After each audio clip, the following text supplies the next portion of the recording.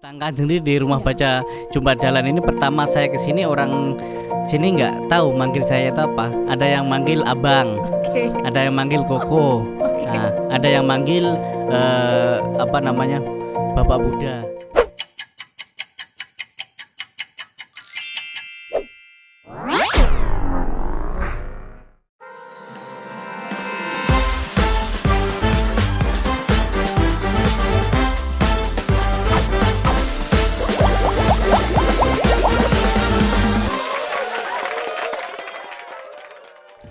Namo Sangyang Adi Budaya, Namo Buddhaya.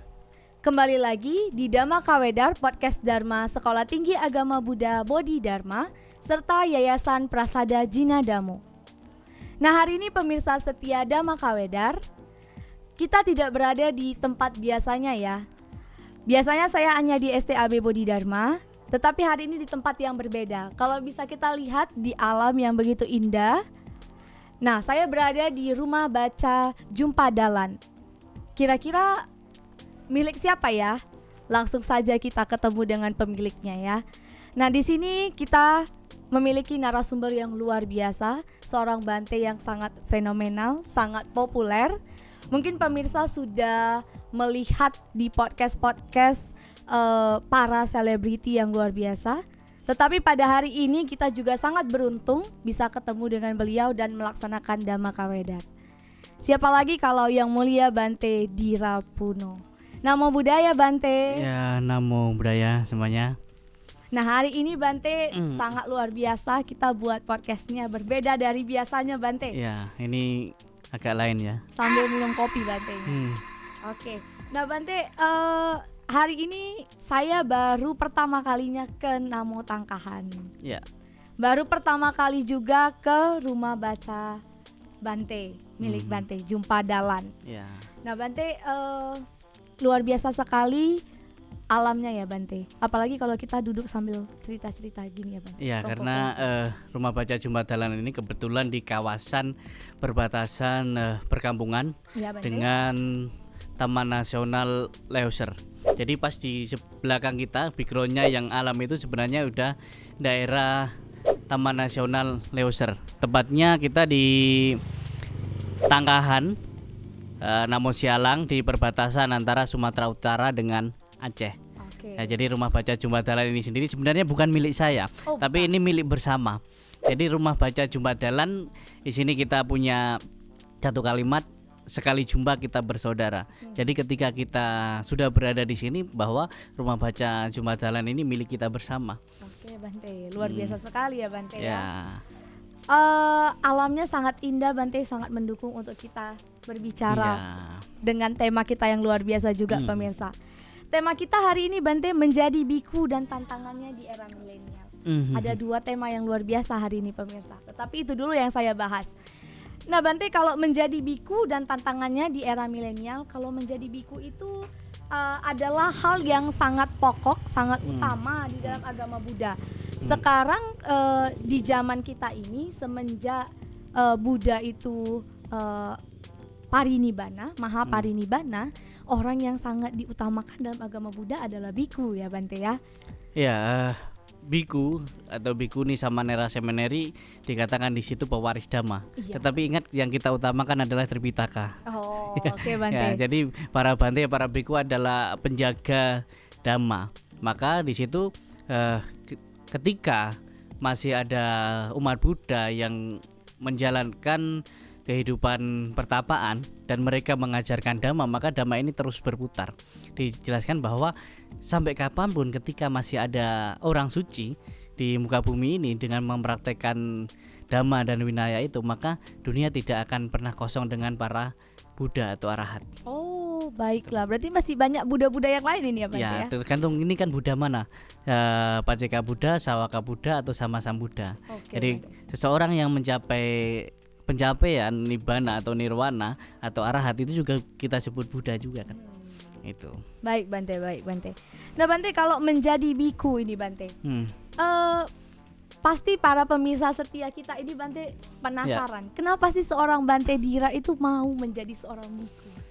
Sebenarnya bukan masalah mau atau nggak mau ya. Oke, Bante. Karena ini adalah proses kehidupan. Jadi proses kehidupan sebenarnya nggak ada niat atau pilihannya secara khusus, tapi lebih kepada mencoba sesuatu yang mungkin berbeda dengan orang lain, tetapi di situ kita merasa cocok, merasa bahwa ketika saya seperti ini saya bisa lebih bermanfaat. Ini itu jadi memilih atau menjalankan seperti ini lebih kepada ketika saya bisa menjadi seorang biku, maka saya bisa lebih bermanfaat. Bukan berarti kalau nggak jadi biku nggak bermanfaat, tapi saya meyakini ke diri saya sendiri. Istilahnya sekarang walaupun jadi biku aja saya masih nakal. Oh, Apalagi kalau nggak jadi biku kan. oke Bante. Istilahnya itu lebih kepada bagaimana menjadi lebih baik dari diri saya sendiri, bukan menjadi lebih baik dari orang lain sih. Oke Bante. Bante kalau boleh tahu Bante jadi samanera atau memulai kehidupan biku itu sejak umur berapa ya Bante? Saya jadi samanera mulai umur 15, jadi lulus sekolah SMP saya langsung jadi samanera sampai 5 tahun, karena untuk menjadi seorang biku itu harus usia, syarat salah satu syarat kan umurnya 20 tahun. Maka saya menjadi samanera harus menunggu 5 tahun, habis itu baru jadi biku. Nah, sekarang jadi biku baru 11 tahun. Di 11 ditambah 5 15 tahun sih sebenarnya. 16 tahun untuk tahun inilah. Nah, itu sebenarnya ya berproses. Oke Bante, ini satu pertanyaan yang pasti sangat-sangat dinanti orang itu. Apa itu? Nanti waktu jadi samanera pertama kali pasti kan pakai jubah ya Bante. Ya pastilah, ini samanera kan pakai itu jubah. ada samanera juga nih. Nah Bante waktu SMA Bante. Saya nggak SMA sih. Oh nggak SMA. Saya SD, SMP, S1, S2. Nah, SMA-nya kemana Bante? SMA kan karena saya waktu samanera langsung di pendidikannya khusus samanera, tidak di formal. Jadi setelah saya jadi biku, barulah di situ saya menempuh jenjang pendidikan yang setara SMA untuk nantinya bisa masuk perkuliahan. Jadi waktu awal sebenarnya saya tidak terlalu tertarik dengan pendidikan itu sendiri. Tetapi ketika saya ke Thailand, belajar di Thailand dan bertemu para Bante di sana, profesor, doktor, banyak Bante-bante justru malah di sana yang kuliah, lebih kepada yang kuliah. Maka disitulah saya ketika kembali ke Indonesia memutuskan untuk saya harus belajar, karena untuk menjadi diri saya yang bermanfaat bagi orang lain ternyata bukan hanya butuh modal diri, tetapi kita juga harus punya ilmu pengetahuan secara dharma ataupun secara umum, karena terkhusus kita di Indonesia untuk membagikan dhamma bukan hanya sekedar kepada umat Buddha, tetapi kepada masyarakat umum. Maka di situ saya punya punya pandangan bahwa saya harus belajar bukan hanya Buddhis tetapi juga umum, supaya ketika nanti saya berbagi di khalayak umum saya bisa menyesuaikan. Oke Bante. Lebih di situ. Iya Bante. Luar biasa sekali perjalanan Bante menjadi seorang biku, apalagi yang fenomenal sekarang Bante. Biasa saja sih. Nah, Bante, ketika Bante memakai jubah seperti ini, bertemu dengan masyarakat yang kalau kita bilang kepopularitas Bante itu sangat tinggi sekarang gitu Bante. Kalau dibilang Bante Dira gitu, langsung semuanya semangat mau ketemu gitu. Nah, apakah pernah orang bertanya, masyarakat umum nih ya Bante? Kalau umat Buddha mungkin udah biasa melihat Bante dengan jubah.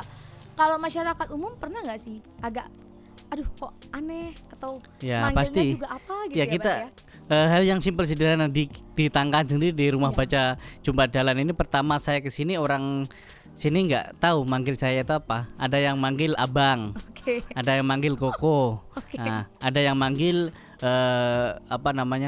Bapak Buddha. Bapak Buddha. Ada. Jadi saya pas kesini udah jadi Buddha gitu, Bapak Buddha gitu. Tapi belum ada yang manggil Om sih. Belum manggil yang Om ya Bante. Nanti kalau ada OTW Bante. Janganlah, saya nggak ada modal untuk jadi Om. Jadi ketika mungkin juga untuk para pemirsa yang nonton ini pasti ada juga yang mau jadi Bante, mau jadi samanera dengan pakaian seperti itu, dengan mungkin kuliah, berjalan di luar, mungkin sedikit aneh atau kelihatan ya bagaimana ya pendapat orang lain. mungkin dari Bante apa ya Bante? Ya mungkin itu Perasaan. merupakan hal yang wajar ya, karena untuk menjadi seorang pemuka agama Buddha itu memang unik. Dari segi pakaian kita udah dari sejak 2600 tahun yang lalu, sejak zaman Sang Buddha sampai sekarang, pakaian kita para biku kan enggak ada model yang terbaru lagi. Dari dulu ya memang modelnya seperti ini. Iya Bante. Dan hal-hal seperti ini kan jarang sekali dikenakan di khalayak umum. Maka inilah justru menjadi keunikan, menjadi satu pusat perhatian ketika di masyarakat. Ya awalnya mungkin mereka akan bertanya pakaian apa itu dan lain sebagainya. Maka disitulah kesempatan saya untuk menjelaskan dan memberi satu pemahaman yang sesuai, yang tepat. Bahwa saya adalah seorang biku. Waktu itu samanera, saya seorang samanera atau seorang biku, bahwa ini adalah pakaian yang dikenakan oleh rohaniawan Buddha. Oke, Gitu. Bante. Jadi ketika masyarakat itu mengenal, mengerti dan kita jelaskan, maka mereka akan lebih baik, lebih bagus dalam hal menyapa. Misalnya dulu kalau sebelum saya sering menjelaskan di mungkin podcast dan lain sebagainya, ketika ada biku di bandara kan paling orang gundul kan, Iya. Tom Samcong gitu. Benar. Tapi sekarang rata-rata di bandara dimanapun pasti kalau melihat ada Bante. Ya, ini kan salah satu hal yang kesempatan ketika orang itu punya pertanyaan, punya mungkin selama ini penasaran, maka di situ kesempatan kita menjelaskan. Jelaskan. Ya. Sebenarnya mereka juga dapat ilmu baru ya kan Bante? Iya, Kita ilmu juga. baru. Bukan berarti mereka nggak mau tahu, tapi selama ini mungkin jarang sekali di masyarakat itu yang kasih benar-benar pemahaman ke mereka bahwa ini apa gitu. Kita Buddhis ini terdahulu itu lebih terkesan kayak kita tertutup. Iya. Tertutup, atau memang kita sih bukan kita Hindu Buddha itu sebenarnya kan bukan agama yang misionaris. Maka jarang sekali kita itu di umum untuk menjelaskan siapa kita. Tetapi lebih kepada ketika orang bertanya, maka di situ kita menjawab. Benar. Jadi Bante, kalau misalnya di era milenial ini ya Bante ya, kalau pandangan Bante terhadap generasi milenial yang kalau dibilang Gen Z ya Bante, sekarang itu ya, Gen Z itu gimana sih Bante? Menurut Bante ini, pandangan Bante. Ya setiap zaman ada orangnya, setiap orang ada zamannya. Maka perubahan ini sebenarnya sudah sejak zaman Sang Buddha sampai sekarang. Pertama kan dalam ajaran Buddha bagaimana kita bisa memahami dan menerima perubahan itu, bahwa sabih sangkara anicati, segala sesuatu yang terkondisi itu akan berubah. Begitu juga dengan generasi. Benar. Kalau generasi dulu mana ada kita pakai HP, mana ada kita podcast dan lain sebagainya. Zaman sekarang karena perkembangan zaman, sosial, teknologi dan lain sebagainya, pasti juga akan ada perkembangan secara bahkan genetik, bahkan pola pikir, bahkan cara hidup manusia itu akan terus berkembang. Dan nanti juga akan terus berkembang. Bagi saya sih ini merupakan satu hal yang wajar. Jadi biasa saja sebenarnya. Nah, dulu orang-orang tua kita juga dibilang dari pendahuluannya, generasi ini lemah dan lain sebagainya, kayak orang sekarang lah misalnya dibilang seperti itu. Tapi nanti kita juga akan bilang seperti itu kepada generasi selanjutnya. Jadi pertama dan utama adalah memahami. Kedua adalah menerima kenyataan. Ya memang kenyataannya seperti ini. Kita nggak bisa namanya membendung perubahan yang alamiah yang terjadi. Nah, seperti itu.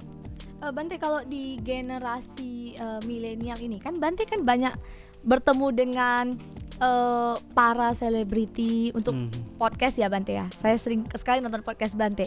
Nah, ketika itu apakah pengaruh zaman milenial ini sangat terasa Bante? Mungkin dari perkembangan cara berpikir mereka yang non Buddhis Bante ataupun yang Buddhis yang Bante ketemu di luar dari wihara Bante. Itu kan disebabkan oleh seperti kegiatan-kegiatan kita hari ini, seperti podcast, kemudian mungkin postingan-postingan positif di media sosial kita. Itu kan mempengaruhi perkembangan cara pikir masyarakat. Ketika mereka menonton, ketika mereka membaca, maka ada banyak informasi yang sekarang yang mudah kita dapatkan. Nah, itu hal negatif. Positifnya adalah banyak. Kalau kita mau mengenal tentang Buddhis misalnya, sekarang di YouTube banyak, di buku-buku online banyak.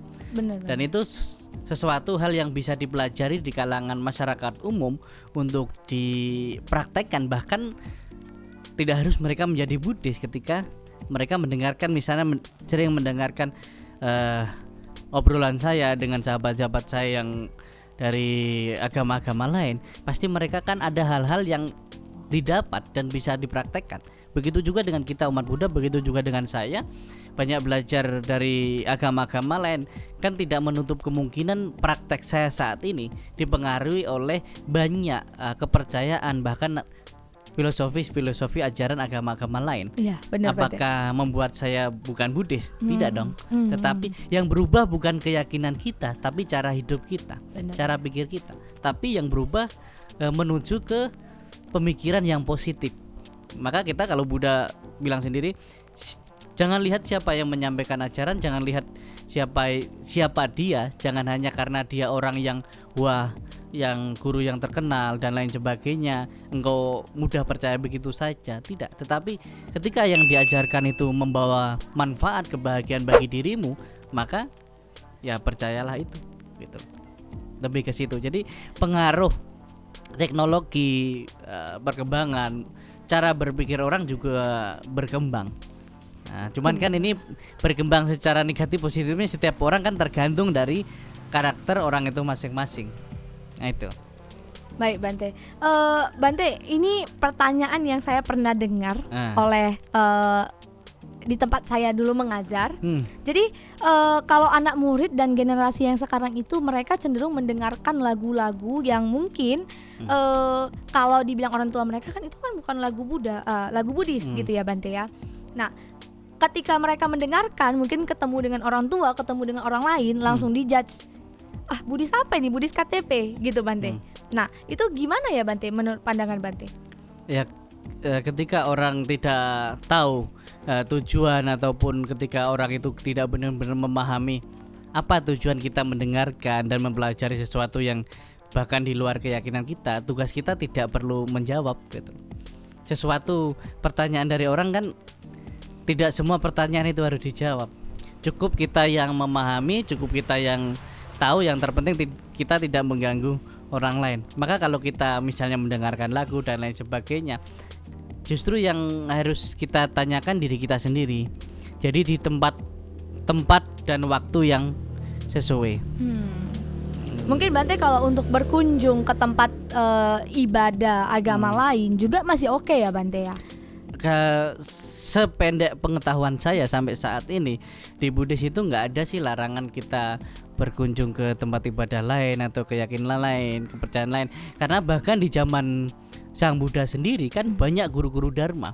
Kita belajar dari suku Kalama ketika bertanya kepada Sang Buddha, karena banyak sekali masyarakat ke guru-guru waktu itu, ke banyak guru-guru yang ada di India. Iya Bante. Bilang bahwa ini ajaran saya yang paling baik, ini ajaran saya, ajaran lain enggak. Ketika ditanya kepada Sang Buddha, Buddha, ini banyak orang yang bilang ajarannya yang terbaik, yang lain salah. Sang Buddha tidak lantas bilang bahwa ajarannya juga yang terbaik, tetapi Sang Buddha bilang, ketika engkau mendengar, melihat, membaca, maka renungkanlah, maka pelajarilah, maka benar-benarlah itu menjadi analisis kamu. Ketika itu tidak merugikan dirimu dan orang lain dan membawa kebahagiaan bagi semua makhluk, maka di situ kamu harus boleh percaya. Nah, tapi jangan percaya begitu saja.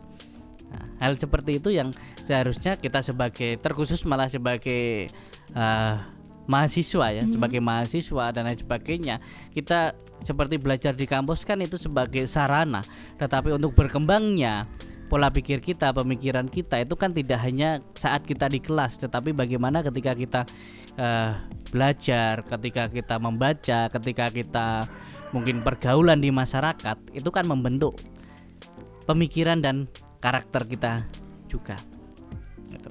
Iya Bante. Baik Bante, luar biasa sekali pemirsa setia Dhamma Kawedar podcast Dharma kita hari ini.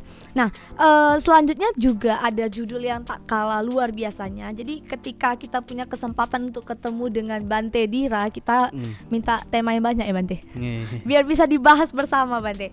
Nah, jadi seperti yang mungkin pemirsa belum mengetahui, Tetapi saya sudah ketahui bahwa Bante dulunya juga adalah ketua dari Badan Eksekutif Mahasiswa Sekolah Tinggi Agama Buddha Bodhi Dharma. Ketua BEM ya dulu ya Bante ya? Mantan berarti. Mantan berarti, udah mantan. Oke, nah jadi Bante ini STAB lagi sangat-sangat berkembang dengan gedung kita yang luar biasa Bante. Lalu mahasiswa juga, apalagi kami sudah sedang menyelenggarakan Buddhiscamp hari ini ya Bante ya, di sini ya Bante. Nah, mungkin pengalaman Bante mengenai ngampus tapi santuy. Sekarang zamannya sudah santuy ya Bante, bukan santai lagi, santuy. Nah, bagaimana sih Bante ngampus tapi santuy biar orang juga semangat untuk ngampus nih Bante? Ya, sebenarnya pertama yang harus kita perbaiki adalah motivasi kita sih. Motivasi kita untuk belajar, untuk kuliah, untuk ngampus itu apa sebenarnya. Kalau saya sendiri sih motivasi saya pada awalnya kuliah itu bukan karena memang mau ijazah, bukan karena mau menjadi yang terbaik, tapi bagaimana ketika kita kuliah itu kita mendapatkan banyak hal yang mungkin bukan hanya di kelas ya, tapi di luar kelas, kepada kedekatan kita dengan dosen, pengetahuan kita untuk bertanya dan kritis yang santun, yang santai tapi santun. Maka sekarang kan zamannya ngampus itu santuy, santuy tapi santun gitu loh. Jangan sampai kita ngampus santai tapi kehilangan santun kita. Inilah generasi sekarang yang perlu kita perhatikan adalah santai tapi tetap menjaga kesantunan kita itu sendiri. Jadi kalau saya sendiri, jadi bermotivasilah untuk belajar. Kuliah itu bukan hanya sekedar kita mau mendapatkan ijazah atau legalitas secara pendidikan, tapi bagaimana justru kita mendapatkan ilmu pengetahuan, ilmu secara dharma atau secara sosial di kampus. Oke Bante. Ya, lebih kepada bermanfaat juga bagi kampus, karena tadi berkembang secara gedung dan lain sebagainya. Karena kita belajar yang berkembang bukan hanya secara fasilitas, tapi juga secara pemikiran kita. Fasilitas mendukung juga harus dibarengi dengan pola pikir yang mendukung dan meningkat juga. Kalau enggak, maka sia-sia kita punya tempat yang bagus tetapi kita tidak manfaatkan dengan maksimal mungkin. Nah, seperti itu jadi. Baik Bante, jadi kalau misalnya ada pendapat orang banyak sekali kalau kuliah itu hanya formalitas, gitu ya kan Bante. Formalitas untuk dapat ijazah, untuk bekerja gitu ya Bante. Tetapi kalau kembali ke motivasi diri kita sendiri, kalau dari pandangan Buddhis nih Bante, bagaimana itu Bante? Mungkin itu sebagian orang yang memang dari secara proses kehidupan dia punya pekerjaan atau punya tuntutan dan diharuskan untuk menempuh jenjang pendidikan di perkuliahan itu sendiri. Saya rasa sih nggak ada salahnya, tetapi kita harus punya nilai plus. Bagaimana ketika kita di jenjang pendidikan itu ada kisah, ada cerita yang layak untuk kita ceritakan nanti. Jadi ya kalau dulu zaman SMA kan ada kisah kasih di sekolah. Oke. Nah, maka di perkuliahan kita juga ada harus kisah kasih di kampus juga. Maka ketika di kampus kita harus memiliki kasih sayang. Maka kita kasih dulu sesuatu, maka kita akan disayang. Maka kasih sesuatu terlebih dahulu, memberi kualitas, maka kita akan mendapatkan income ke dalam diri kita itu sendiri, hal-hal yang positif dari kampus itu. Nah, jadi intinya kita harus, bahkan untuk semangat belajar, untuk semangat ngampus itu sendiri, salah satu yang perlu kita perbaiki adalah motivasi kita belajar itu sendiri. Karena motivasi kita belajar bukan untuk mungkin balas dendam kepada orang lain ataupun menjadi lebih baik dari tetangga kita, dari teman kita, dari keluarga kita, tidak. Tetapi kita belajar, kita kuliah itu berusaha untuk menjadi lebih baik dari diri kita yang sebelumnya. Maka ketika kita berusaha menjadi lebih baik dari diri kita sendiri sebelumnya, maka kita akan terus meningkat, namun tidak menjatuhkan.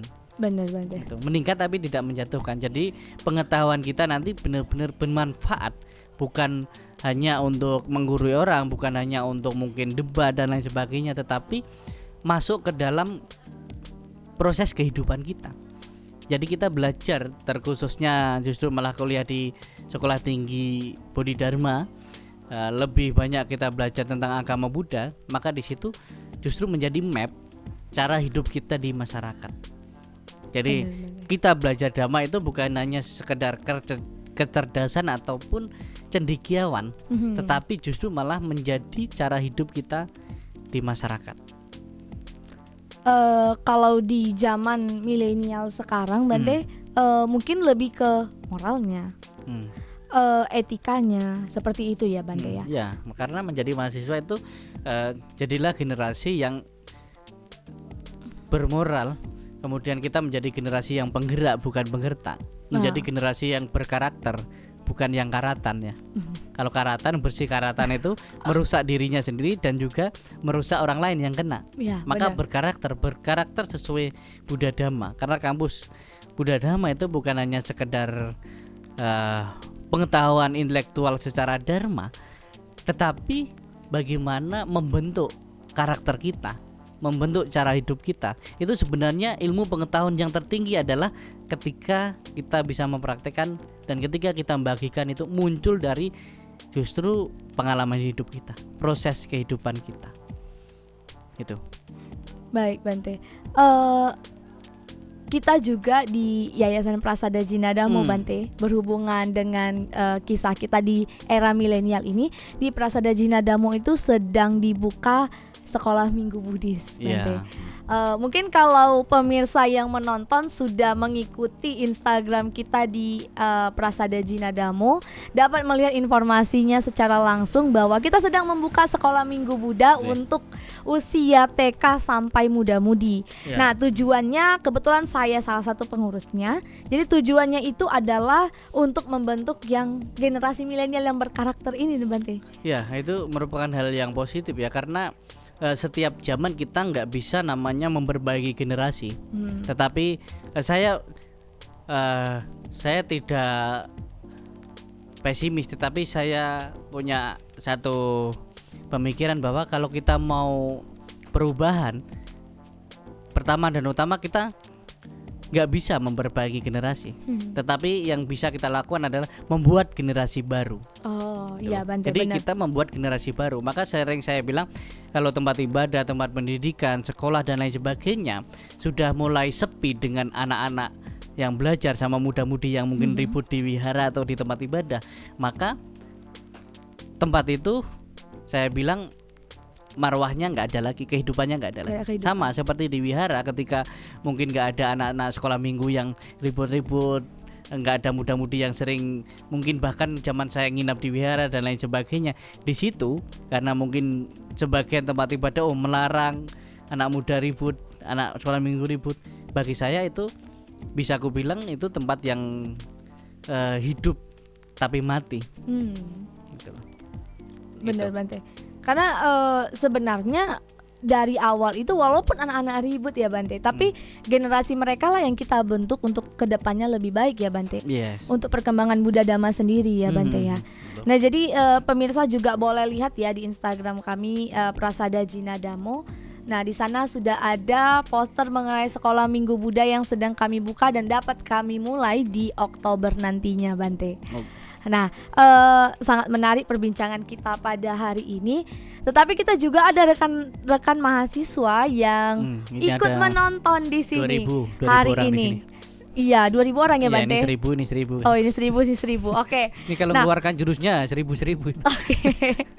Nah, mungkin dari teman-teman mahasiswa ada yang mau bertanya? Oke, ya silakan. Anak budaya.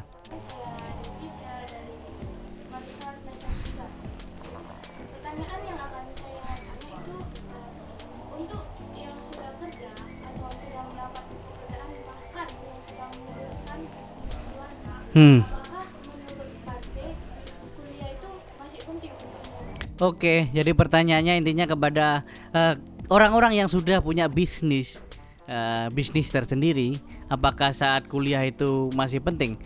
Nggak ada kuliah yang nggak penting sebenarnya. Bahkan orang yang sudah berkeluarga, udah punya bisnis, udah sukses secara materi, ada juga yang masih kuliah. Kenapa? Karena kuliah bukan hanya untuk kita sukses, tetapi kuliah itu untuk sukses secara berpikir juga. Walaupun ada yang berpendapat bahwa orang kuliah itu tidak menjamin dia sukses, tetapi tidak banyak orang yang sukses karena dia kuliah. Dan kesuksesan di sini kan bukan hanya tentang materi. Bisa saja orang yang mungkin sukses secara materi dan lain sebagainya, tapi karena di segi pendidikan kurang, di segi mungkin ilmu pengetahuan kurang, maka di situ juga beberapa hal yang menjadi penghalang dia. Maka ilmu pengetahuan berkembang. Kalau di kita di Buddhis, belajar spiritual itu ibaratkan ketika orang tidak belajar spiritual, hanya ilmu pengetahuan, itu ibaratkan orang yang buta. Tetapi orang yang hanya belajar spiritual, tidak belajar sosial, itu lumpuh. Jadi antara spiritual dan ilmu pengetahuan atau sosial itu harus seimbang.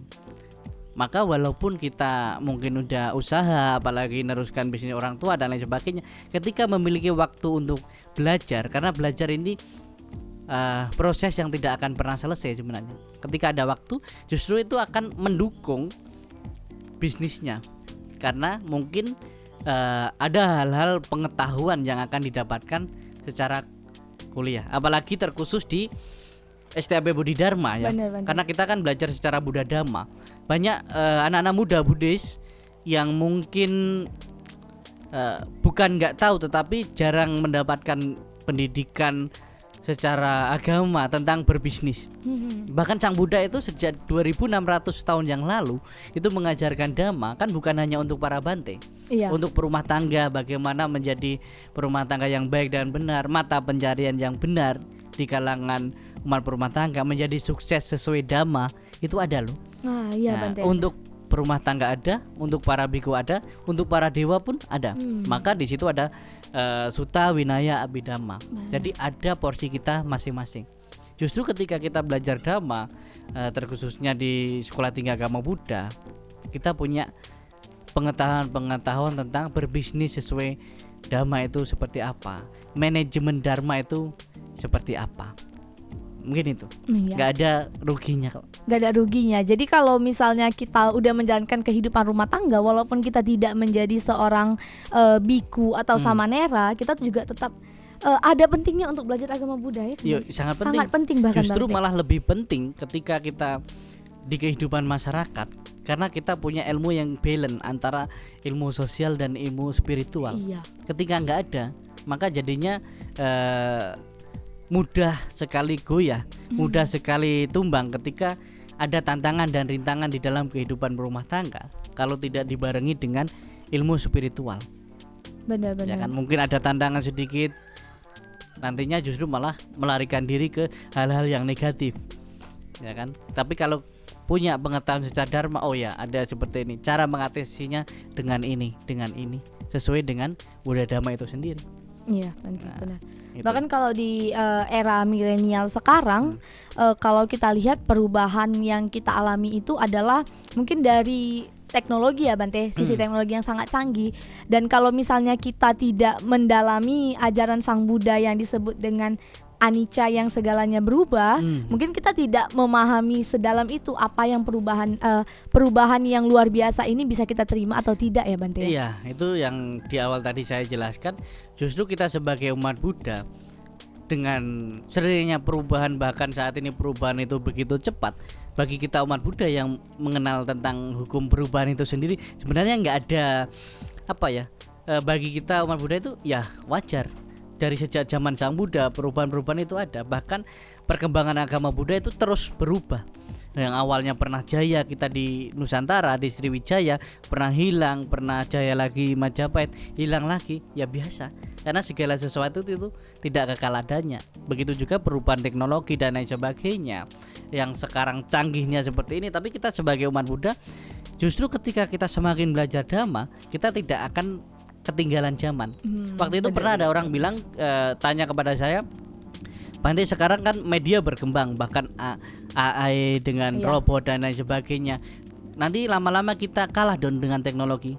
Saya bilang tidak akan pernah kalah, karena di Buddhis Sang Buddha udah menjelaskan pikiran adalah pelopor, pembentuk, pencipta dari segala sesuatu. Bahkan robot pengetahuan, ilmu-ilmu sekarang, teknologi yang muncul kan karena pikiran manusia. Benar. Justru yang ketinggalan itu orang yang tidak mau mengembangkan pikiran. Sedangkan kita di dalam Buddhis, yang Buddha udah mengajarkan juga, pertama dan utama yang harus kita latih, yang harus kita kembangkan justru malah pikiran kita. Benar. Kalau ada teknologi perkembangan yang muncul baru, apa yang harus kita lakukan? Mengembangkan pikiran kita lagi, upgrade pemikiran kita lagi. Nah, yang ketinggalan itu orang yang nggak mau upgrade cara berpikir pemikirannya, bahkan yang mungkin menolak perubahan. Sama ketika saya menjadi samanera, menjadi biku, saya merasa ketika saya mempelajari Dhamma, kalau saya hanya dengan membaca buku dan lain sebagainya, mungkin anak muda tidak terlalu tertarik untuk mempelajari. Maka saya memutuskan untuk membuat konten-konten di media sosial, kemudian mungkin membuat podcast dan buku-buku yang mungkin lebih simpel, lebih mudah dipahami di kalangan anak muda.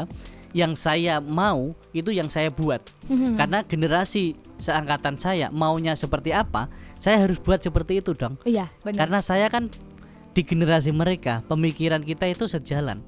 Ya, jadi ketika kita menginginkan sesuatu, maka ciptakanlah itu. Maka orang yang sejalan dengan kita, sepemikiran, bahkan seusia kita, kan maunya itu. Benar. Apa yang kita mau, ciptakanlah itu untuk orang lain juga, karena orang lain juga mau hal-hal seperti itu. Benar. Nah, bukan kok kita malah lebih ke menolak, wah ini nggak boleh, ini lain sebagainya. Perkembangan zaman, kita nggak ada penolakan perkembangan zaman, teknologi lain sebagainya di Buddhis. Iya. Ya, setiap zaman, bahkan di zaman Sang Buddha itu sendiri, itu zaman yang modern udah. Tapi sekarang juga modern gitu loh. Modern setiap zaman berbeda-beda dong. Berbeda-beda. Iya, benar. Nah, itu kalau Sang Buddha, kalau kita sekarang teknologi kan pakai Telkomsel. Nah, zaman Sang Buddha pakai telepati, telekomunikasi lewat perantara hati. Iya, benar Bante. Luar biasa sekali. Benar sekali kalau mengenai konten dan yang lainnya ini ya Bante. Memang tujuan kita juga dulunya Dhamma Kawedar itu adalah agar umat yang bukan dibilang malas tapi tidak punya waktu ke wihara, gitu ya Bante ya. Sebenarnya nggak ada orang nggak punya waktu sih, tapi alasan aja itu. Alasan aja ya Bante. Jadi kalau misalnya kita lihat Bante, banyak sekali orang yang sudah tidak berkunjung ke wihara. Nah, sementara kalau kita ke wihara-wihara itu banyak sekali anggota sangga yang hadir memberikan Dhamma Desana, menjalankan puja bakti. Tetapi tujuan Dhamma Kawedar itu sendiri sebenarnya untuk itu Bante, agar lebih modernisasi dan menyampaikan Dhamma. Sebenarnya bukan kok nggak ada umat Buddha yang mau berkunjung ke wihara ya, tetapi kadangkala kita sebagai orang wihara yang harus lihat, introspeksi diri, melihat ke dalam dan melihat yang kita lakukan, yang kita sediakan ke wihara. Ya, ketika wihara itu tidak lagi menjadi tempat yang aman dan nyaman bagi umat Buddha, maka mereka akan mencari kenyamanan yang lain. Benar Bante. Maka kita sebagai mungkin pengurus wihara, mungkin pengurus kampus dan lain sebagainya, jadikanlah tempat kita memang tempat pembelajaran yang asik, menjadi tempat yang nyaman. Karena saya banyak di Indonesia sering ketemu berbagai komunitas remaja Buddhis yang tanpa wihara. Oh iya, benar. Ketika saya tanya apa alasannya, nggak asik Bante orang-orang di wihara dan lain sebagainya. Benar, Nah, inilah salah satu hal yang mungkin saya ingin katakan di sini. Walaupun saya tinggal di wihara, ya memang kan tinggalnya di wihara, kadang di hutan, kadang di wihara. Bagaimana kita itu membuat wihara itu tempat yang memang pembelajaran yang asik, yang membuat orang itu nyaman dan membuat umat-umat ketika datang itu mereka mendapatkan satu kedamaian di situ. Bukan kok marah, mungkin kerusuhan, mungkin gesekan dan perdebatan dan lain sebagainya. Ini hal-hal yang harus kita jaga di tempat-tempat pembelajaran kita. Nah, mungkin itu salah satunya sih. Sebenarnya setiap orang yang beragama kepingin mereka beribadah ke tempatnya, maka kita sediakan tempat-tempat yang memang berfungsi sesuai fungsinya. Dan ya anak muda ya memang ketika mereka ke wihara punya satu tempat, satu ruang yang memang mereka berkreativitas tanpa batas, dengan santuy tapi menjaga etikanya. Seperti itu. Contohnya mungkin kalau bisa dilihat ya Bante ya, kami ini yang dari STAB buat podcast, membuat Ya. kegiatan-kegiatan Buddhis lainnya, sebenarnya tujuannya juga sama-sama untuk mengembangkan pikiran ya Bante ya, Iya. biar lebih maju, biar juga bisa menerima kondisi zaman milenial ini. Contohnya ya podcast kita ini Bante sudah berjalan, yang saya tahu dan teman-teman tahu itu mungkin 1 tahun, tapi udah lebih dari itu Bante. Dari mungkin Prasada Jinadamu baru terbentuk ya Bante ya. Iya. Tetapi itu sangat luar biasa karena Bante kalau saya lihat dari umat Buddha sekarang, apalagi anak-anak yang lahir di zaman milenial ini, Yes. yang umumnya dulu saya kalau mengajar itu saya selalu pakai konten Bante untuk ngajar Bante. Iya. Konten Bante apalagi Wah, yang sama dapat asen aku ini. oh yes. Karena sebenarnya gini Bante, kalau kita menjelaskan terlalu banyak kepada anak-anak yang terlalu monoton, mereka itu cenderung ngantuk. Benar Iya, ya Bante ya? maka kita harus upgrade bahasa dan cara kita mengajar. Iya benar. Saya sendiri ketika mungkin pas belajar, ketika beberapa mungkin penyampai dhamma dan lain sebagainya menyampaikan, ya mungkin sebagian ada yang punya konsep bahwa harus menjaga dibilang dengan cara-cara yang spiritual gitu. Tetapi kita dalam pembelajaran dhamma itu kan sekarang kita bisa bagi dari beberapa hal. Ada yang menyampaikan dhamma itu namanya dhamma desana. Ada yang namanya dhamma kelas, ada yang namanya dhamma talk. Nah, kalau dhamma desana ya memang benar-benar duduk di situ di tempat duduknya, bahkan untuk para biku itu sendiri duduk di situ dan membaca ulang suta-suta. Oh. Membaca benar-benar pakai buku. Oke. Coba kalau saya ya dhamma desana, coba kalau saya di Indonesia ceramah sambil pakai buku gini, oh ini Bante nggak ngerti ini pasti makanya pakai contekan. Iya. Enggak, itu dhamma desana. Ah. Bahkan ketika saya di Thailand, ketika kita hari-hari besar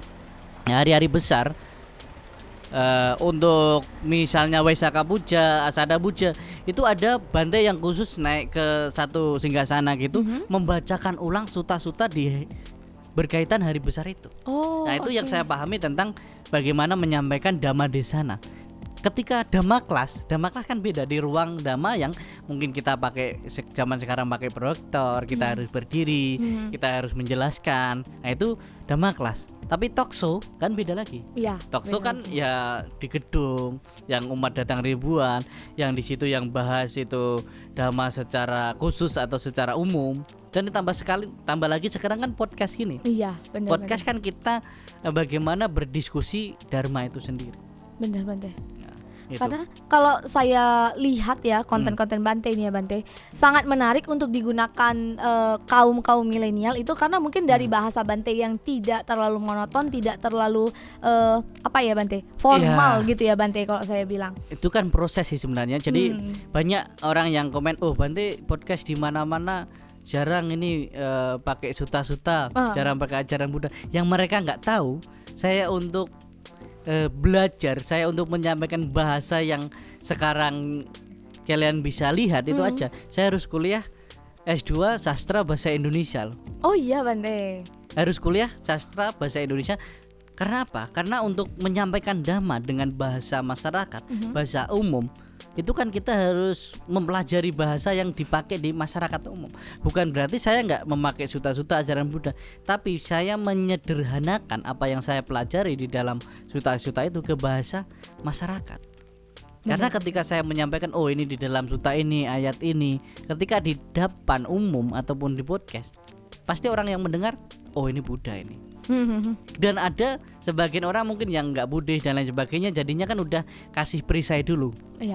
Tidak menerima, walaupun itu sebaik apapun.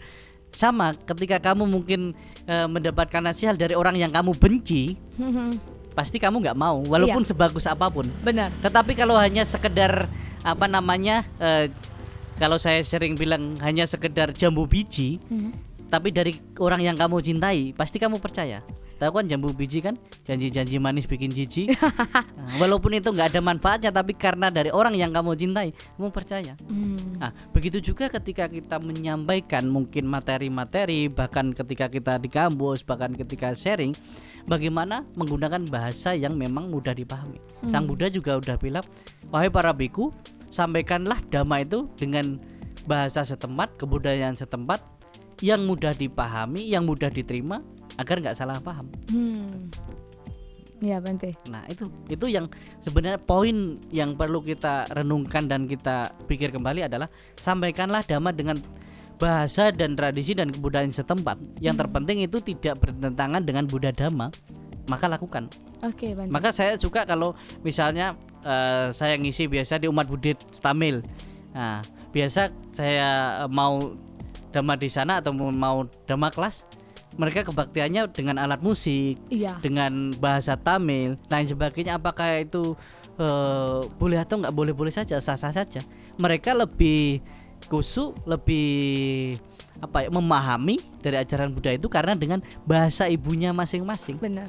Gitu loh. Benar, Bante. Nggak mengubah tradisi kebudayaan yang positif hanya karena kamu harus bahasa Pali dan lain sebagainya. Nggak harus kok gitu. Yang terpenting kita tidak mengubah kebenaran itu sendiri. Benar. Dan kebenaran nggak bisa diubah, benar ya tetap benar kan. Iya. Yang bisa kan kita membuat kesalahan yang baru. Iya. Gitu. Dan kita anggap sebagai benar, Bante. Iya gitu. Nah, luar biasa sekali. Mungkin dari teman-teman ada lagi yang mau bertanya? Nah yang sini Oke, dari Ibu Meliana dulu, Bante. Daya. Nama saya Meliana, Yuk. juga dari mahasiswa dari SDAB Bodhi Dharma. Yuk. Pertanyaan saya adalah bagaimana menyeimbangkan kegiatan antara kegiatan akademik dan non akademik. Oke, bagaimana kita menyeimbangkan kegiatan akademik dan non akademik? Misalnya yang non akademik maksudnya apa itu? Misalnya kita ke Buddha Bakti nih, ke baktian Hmm. pada hari Minggu. Hmm. Jadi itu gimana perbedaannya dengan Oke. pada saat kita melakukan kebaktian pada saat di sekolah gitu. Oke, jadi bagaimana kita menyeimbangkan akademik non akademik? Kalau saya lebih sering bilang ini sih, menyeimbangkan antara ritual dan spiritual. Jadi kalau kebaktian apa itu kan ritual, tetapi pembelajaran itu lebih ke spiritual, pengetahuan. Bagaimana cara kita bisa tahu menyeimbangkan dan membuat itu? Sebenarnya ketika di acara-acara Buddhis itu sendiri kita udah seimbang. Apalagi kalau kebaktian, habis kebaktian kan ada Dhamma Desananya. Itu kan akademik juga sebenarnya. Dhamma Desana, ceramah dhamma yang kita dengar ketika saat kebaktian itu juga akademik. Jadi ketika kita ke wihara hari Minggu, itu di situ kita mendapatkan secara spiritual dan juga secara akademik juga. Nah, itu udah seimbang sebenarnya. Yang kalau saya sih lebih kepada mana Bante yang lebih yang kita utamakan, dan juga bukan nggak bisa kita bilang mana yang paling kita utamakan karena keduanya juga penting. Tetapi Sang Buddha bilang ketika kamu mempelajari dhamma, kebenaran, sebisa mungkin ritual-ritual yang mungkin tidak terlalu penting lagi kepada dirimu mungkin harus dikurangi. Bahkan kita di Buddhis sendiri sebenarnya untuk ritual-ritual yang tidak terlalu penting, tidak terlalu perlu, itu perlahan-lahan kita kurangi, kita fokus kepada praktek spiritual. Karena ajaran Buddha berpusat pada praktek kehidupan, bukan praktek kayak kita persembahan dan lain sebagainya itu hanya sebagai wujud penghormatan kita. Tetapi kita jangan terlalu terikat, bahkan menguahkan sesuatu yang sebenarnya sifatnya tidak wajib gitu loh. Kalau kita dibilang punya kewajiban, kita sebagai umat Buddha praktek dhamma itu sebenarnya suatu kewajiban. Nah, itu ya. Jadi ketika kita kegiatan sebenarnya antara akademik dan sosial ataupun lebih ke ritual sebenarnya selalu seimbang karena selalu ada di situ. Mungkin itu ya. Oke, sama-sama. Luar biasa sekali pertanyaannya. Ada lagi dari teman-teman untuk bertanya? Oke, boleh Yes. satu pertanyaan lagi, silakan. Jadi saya ingin bertanya, seorang biku seperti Bante Hmm. ataupun mungkin biku yang lain, itu kan tantangannya banyak, ataupun mungkin hal yang disiapin juga tentunya banyak, tentunya mental, apalagi seperti Bante di usianya lebih muda ya tadinya ya, terbilang lebih muda untuk menjadi seorang Bante. Nah, apakah ada mental apa aja yang harus kita siapkan untuk menjadi seorang Bante? Ya, sebenarnya untuk menjadi seorang Bante bukan kok mempersiapkan mental ya, tapi justru disitulah kita membentuk mental kita. Jadi ketika kita masuk mempelajari menjadi samanera dan lain sebagainya, sebenarnya yang perlu kita siapkan adalah pertama dan utama adalah tekad. Kedua adalah memang itu pelepasan kita. Pelepasan. Karena untuk menjadi seorang babajita itu kita harus punya kemampuan bagaimana yang namanya pelepasan. Pelepasan itu hal yang penting dan sangat perlu. Kalau untuk mental dan lain sebagainya itu berkembang seiringnya pemahaman dan pengetahuan dharma kita. Dan itu juga hasil dari praktek kita. Bagaimana ketika kita belajar Buddha Dhamma, kita praktekkan, itu terus berjalan, itu terbentuk. Dan dalam tantangan dan rintangan menjadi seorang biku itu sendiri, ketika kita banyak tantangan dan rintangan dan kita bisa melewati, maka disitulah mental dan karakter kita lebih kuat. Maka seorang penyair pernah bilang, orang yang kuat itu terbentuk dari terbentur baru terbentuk.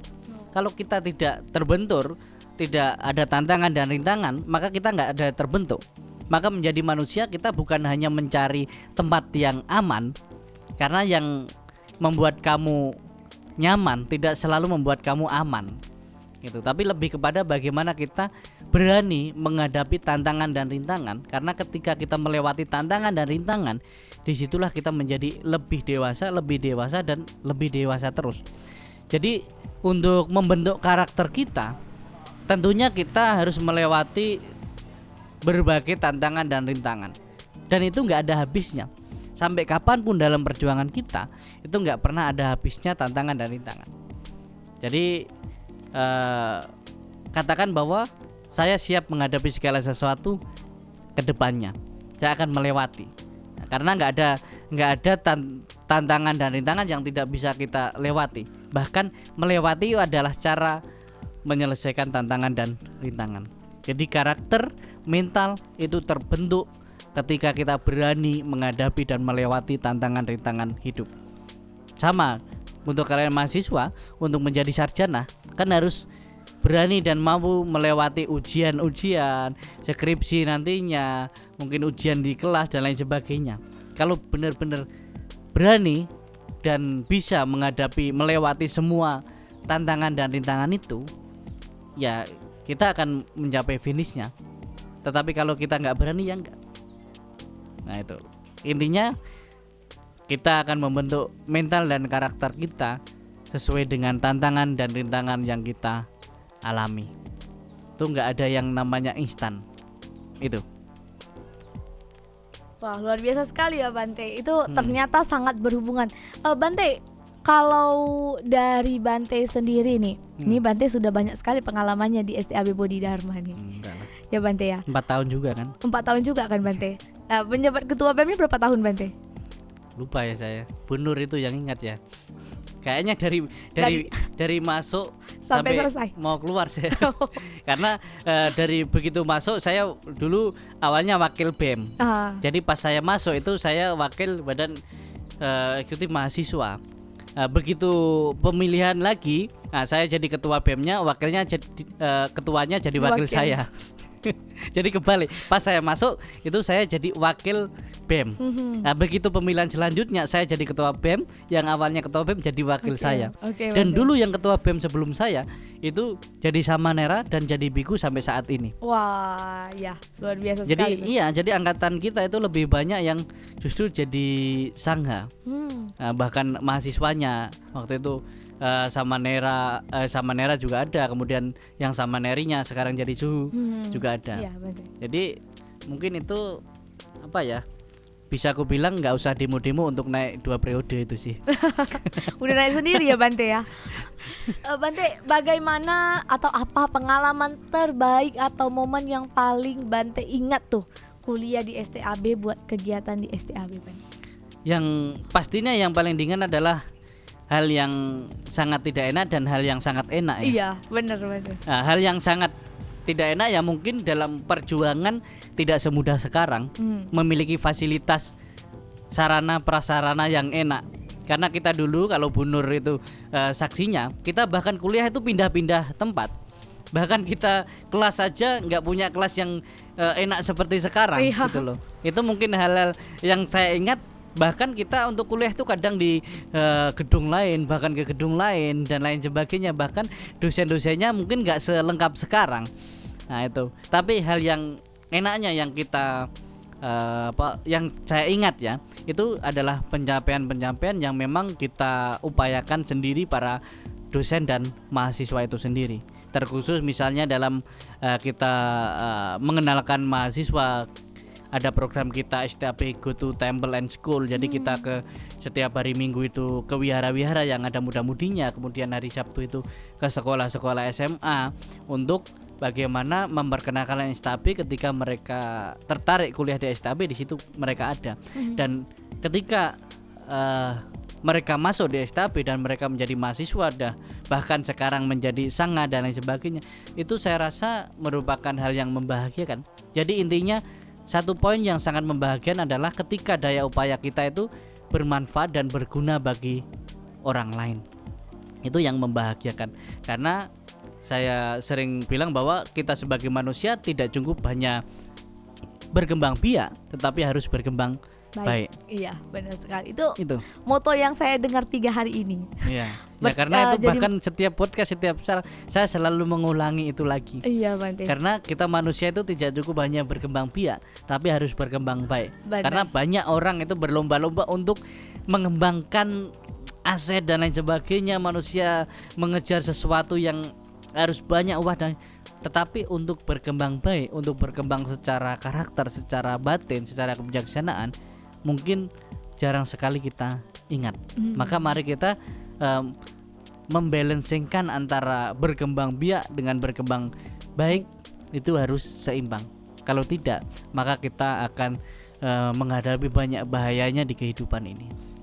Itu. Baik, Bante. Bante, ini kan kita udah mau selesai nih ya, Bante. Tidak terasa sudah 1 jam. Ya, okay. Jadi Bante, yang terakhir dari saya, Bante, boleh nggak Bante kasih pesan atau ajakan atau apa yang Bante biasa ucapkan? Bagaimana sih generasi milenial tuh bisa ngampus santuy apalagi di STAB, Bante? Oke, ya bagi teman-teman terkhusus generasi muda, ketika kita mau peduli terhadap diri sendiri, maka kita juga harus peduli terhadap perkembangan pola pikir kita, perkembangan secara karakter kita. Ya salah satunya ketika kita mau mendalami Buddha Dhamma, belajar secara Buddha Dhamma, Anda bisa kuliah di STAB Bodhidharma Medan. Dan di situ bukan hanya kita secara spiritual atau harus jadi bante, harus jadi biku, tidak. Karena untuk belajar Buddha Dhamma itu bermanfaat bagi kehidupan perumah tangga sehari-hari, kehidupan Anda berbisnis, kehidupan Anda di masyarakat. Karena belajar Buddha Dhamma, ingat Sang Buddha mengajarkan Dhammanya bukan hanya kepada para biku, kepada umat perumah tangga ada, contohnya Tapusa dan Balika, Anatapindika, dan kepada para biku ada, kepada para dewa juga ada. Maka kita belajar di situ fokus mempelajari Dhamma dan kita fokus pada praktek yang memang dosisnya untuk kita. Itu. Jadi jangan takut melangkah. Yang terpenting langkahmu tidak menakutkan orang lain. Karena hidup ini tentang perjalanan. Berjalan cepat itu nggak harus berlari, apalagi lari dari kenyataan. Oke. Nah, moto yang sangat luar biasa yang saya dengar dari seorang Bante Dira, yaitu jadi manusia itu tidak berkembang biak saja, tetapi harus juga berkembang baik. Wah, itu sangat luar biasa pemirsa. Nah, hari ini saya mendapat pengalaman yang luar biasa telah berbincang-bincang dengan seorang Bante Dira yang sangat kita kenal sebagai Bante seleb kalau dibilang, tetapi sangat fenomenal dan luar biasa sekali Dhamma Kawedar kita pada hari ini. Dhamma Kawedar hari ini kita tutup sampai di sini. Semoga sangat bermanfaat untuk teman-teman pemirsa setia Dhamma Kawedar Podcast Dharma Sekolah Tinggi Agama Buddha Bodhi Dharma dan Yayasan Prasada Jinadamu. Sampai jumpa di episode-episode selanjutnya Dhamma Kawedar kita. Namo Sangyang Adi Budaya. Namo Buddhaya. Namo Buddhaya.